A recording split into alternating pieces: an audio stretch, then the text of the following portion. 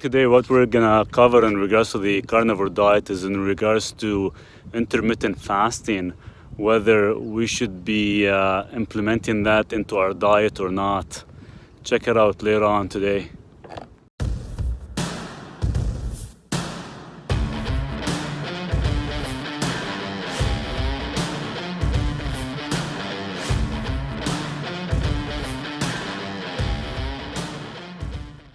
Hey guys, check out this amazing view right behind me there, right by the lake. It's a massive lake. It's a beautiful place.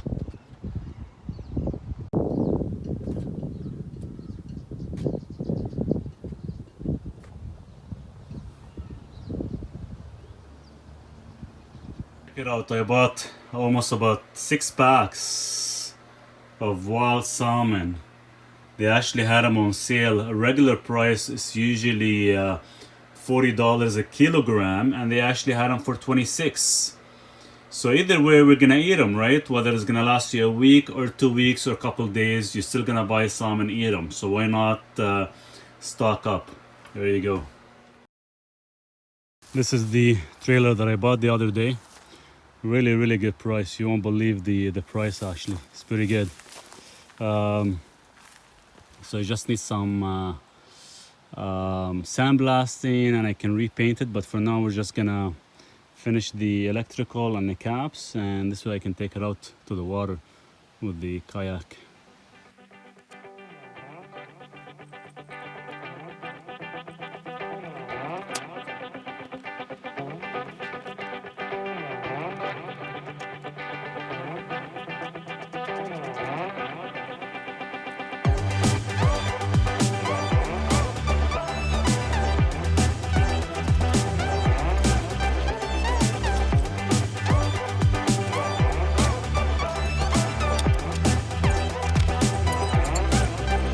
We really need to practice intermittent fasting being on a carnivore diet.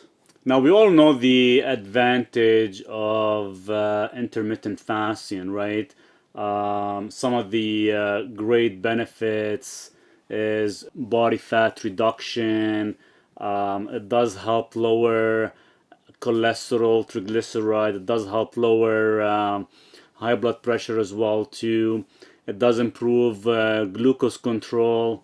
There is quite a bit of benefits, and it does help a lot of individuals who suffer from liver diseases as well too. And there have been a lot of reports from many individuals who said and claimed that their cognition feels better, that their sleep is a lot more enhanced.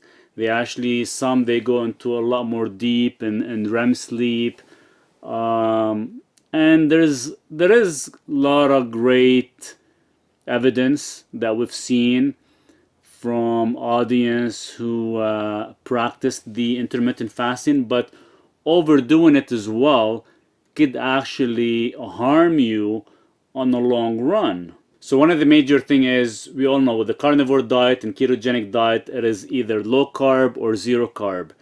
And going on such a low carb or zero carb for too long of a period while fasting, it will actually shut down your thyroid, which is your free T4 transferring over to free T3. And some of the experiences you're gonna have is irregular heartbeat, not sleeping well, not recovering very good. And you're gonna notice yourself that your weight loss has plateaued as well too. So doing it daily, there is a potential harm to it. Doing it, let's say 2-3 times a week, is beneficial, but more than that, you're actually gonna put yourself at risk. Me myself, I've done it for almost 2.5 years straight, and I got to a point where I lost a lot of muscle mass. I wasn't sleeping good, my cognition was declining, and overall energy and strength was actually declining. And after doing many blood work, I've noticed that my testosterone was actually being reduced, but my free T3 was totally shut down. I was almost about 75% less than normal. So technically, Right now, what I've been doing is I do it once a month. I do a full 72 hours once a month, and it's more than enough. Once every couple days, I might do like a 15-hour or 16-hour, and that's about it. I keep it very, very minimal and very simple. Don't force yourself, and don't aim for the autophagy and all that stuff, because at the end of the day, a human being was not meant to fast. Because back in the day, we're talking 10,000, 100,000 years ago, they used to hunt and feast, and they won't eat again till they're hungry. Now, that window, that gap, could be 10 hours, 12 hours, 14 hours, could be longer or shorter, but it was not happening daily. It was not happening consistently. It was happening once every couple weeks, or once every week, or once every 2 weeks. So the human being, the human body was not meant to fast for too long every single day. Now, if you are looking to lose weight, you can do the 18-hour fasting 3 times a week, and that's about it. You're gonna do it more than that. Yes, you will lose weight faster, but you're gonna hit that plateau and you're not gonna be budging anymore. You're not gonna feel good overall. So putting on the side the fasting, when you actually adapt on a carnivore diet, keep in mind you are actually giving your body a break, right? You're giving your body a break from a lot of the plants, a lot of the toxins in the plants, from lectins, from solanine, there's cyanide, there's glycosides, there's alkaloids. So you're giving your body a massive break from all these toxins. So all you're feeding it is heavy, dense nutrient food, meat and fish, and your body's emulsifying and pulling all the macros and micronutrients out, and they're feeling great. So on top of that, don't force a fasting, because eating a carnivore diet is like you mimic a fast. And one last thing is, every couple months or every year, especially when it's in health and fitness, there's always something new. There's always, hey, try this, fasting is good for you. Hey, try carnivore diet, try ketogenic, Paleolithic.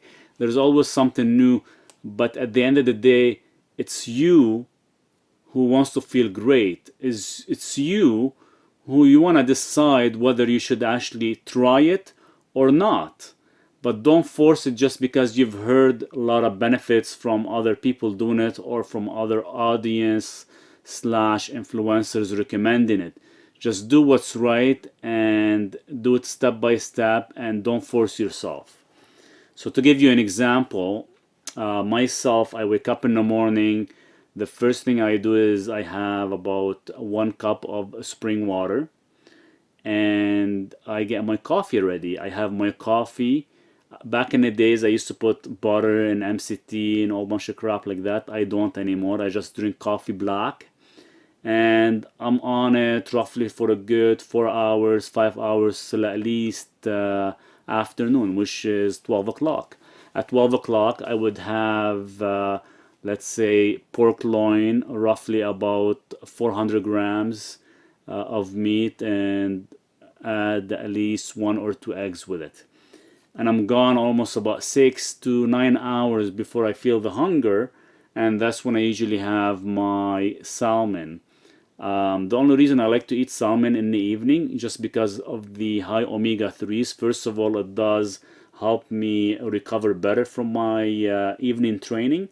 But another thing is the omega-3 does work as the anticoagulant. So it is good for patients who actually worry about high cholesterol or heart disease. The omega-3 will actually anticoagulate your blood. So therefore, you wake up in the morning, you're feeling way more energetic, and you feel that you got quite a bit of oxygen flow through your body. You actually recover better, better REM sleep, and better deep sleep. So that's my usual day. And when I do fast once a month, I do my 72 hours fasting. Now I feast before I fast. So that meal before I go on it 72 hours, I actually eat about 2.5 pounds to 3 pounds of a wild salmon that I buy.